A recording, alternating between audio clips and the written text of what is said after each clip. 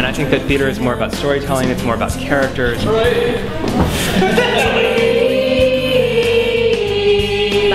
Yeah, indeed. He's an amazing writer, amazing director, he does it all.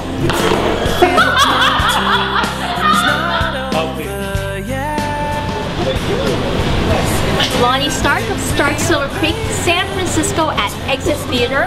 We're going to see tonight the world premiere of Giant Bones. Nice to meet you. Nice to meet you too. So Stuart is the director and playwright of this play that is based on a piece by Peter Eagle. Peter Eagle, yeah. Let's go backstage and check it out. Oh, please keep that. Live theater, right here. Wardrobe malfunction. Okay. So this is actually the theater. So this is the main stage at the Exit. The Exit is an independent theater complex in San Francisco. There are 3 stages actually in the Exit right now. Yeah, and there's going to be 2 more. They're about to open 2 more, so it will be a 5-stage complex, which is pretty cool. If you actually come in here, it's a little narrow hallway. You would never have imagined there's 3 theaters here. How many people does this seat? This theater seats 80 seats. Okay. So yeah, at full capacity, which it's set up for full capacity right now. So as you can see, it's pretty simple. It's very much a return to kind of old school black boxes and converted spaces, which is part of the charm. So absolutely. Yeah. And so this is the stage now. Tell me a little about Giant Bones. What is the play about? The play's about a world. That's kind of the easiest answer that I have now. We used to try to describe the whole play to people, but it's sort of a large rambling epic, and I found that it was easier just to say to people it's kind of about everything. There's a story in there for everybody. There's a romantic story, there's a political story, there's sort of a mythological symbolic story, and it all wraps around together to be really about the process of storytelling and telling stories and the legacy and that we pass on to people about what has happened to us. And it's also fundamentally about betrayal. That all the stories sort of center around a person who is in a situation that they don't want to be in, and they're kind of held prisoner by someone that they sort of create a relationship with, and then ultimately they have to assert their own needs over that person, and it's, even though they're doing the right thing, it results in this kind of sick, sad feeling of like, basically why does life suck? We wanted to sort of create new and interesting theater traditions, sort of taking stuff from, say, Asian theater styles or Elizabethan theater, and then tweaking them a little bit, merging them, and then sort of coming up with like, okay, well, what would be a new way of doing that exact same thing? I love it when I can read something and I can just hear the voice speaking, and then that makes me want to hear the voice. And in particular, the main character of this play, Dardis, his section of the book was so articulate, and it was something that I could really relate to as someone who was in theater myself, that I just kept thinking, this character needs to be on stage. He's an actor character, and as great as he is in the story, an actor character isn't really complete until he's acted. You know? So that was really where it started at. But I do a lot of adaptation work, and I really love it. I love writing my own stuff, and I love writing new versions of other people's stuff. I think it teaches me a lot about how to write my own stuff. There are plays I've seen that haunts Clint and I, like, we talk about them occasionally. How long has it been to put this piece together? And I guess we'll get a tour of the rest of... There's not much rest of theater, so it's good that we're hanging out here. Okay. But yeah, we can take you back. I was hoping to see like the, the makeup area, or is that an area people are all busy? No, we can take you back there. I'd like to crash it, sort of like bring the camera in. We can do that. You want to do that? Yeah. All right, let's do it. Let's do that. Okay.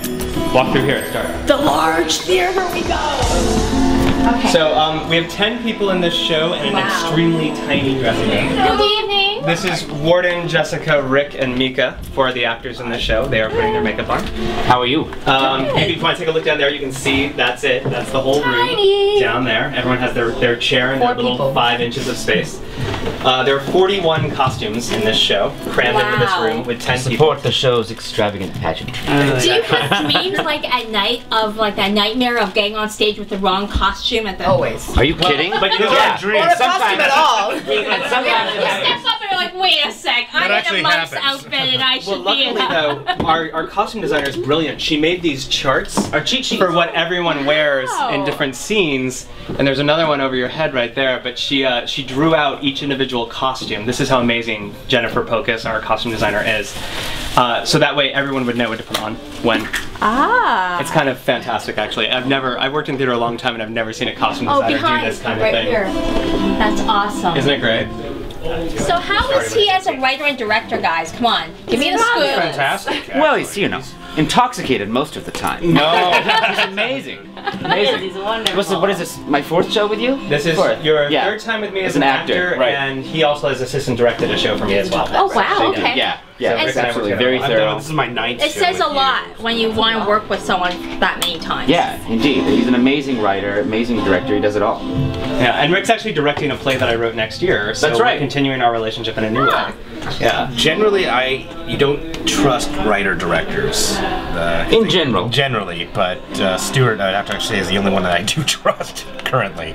Currently. Look at that word, currently. He's like looking I at like me in the that. mirror You like, give me- am I saying what you want me to say? Give me an evil cackle, like currently. Currently. Like that. Is that? Great. Back there, so I was like, well, that's Galanite. Very Bam. Got it. Like in mid-conversation. Yes. That makes perfect sense. Yes. Bobby. So we go full circle. Thanks, guys. Good luck tonight. Don't like scratch your butt. All right, then, can I thought you said just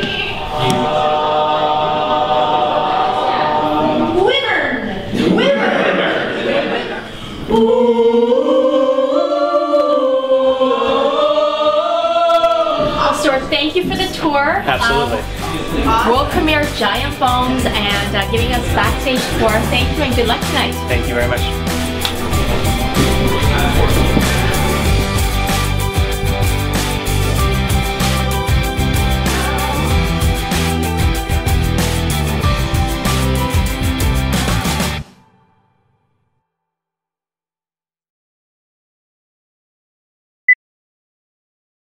And everyone knew who you were, and I was Oh, like, that's cool. You're still probably not the last.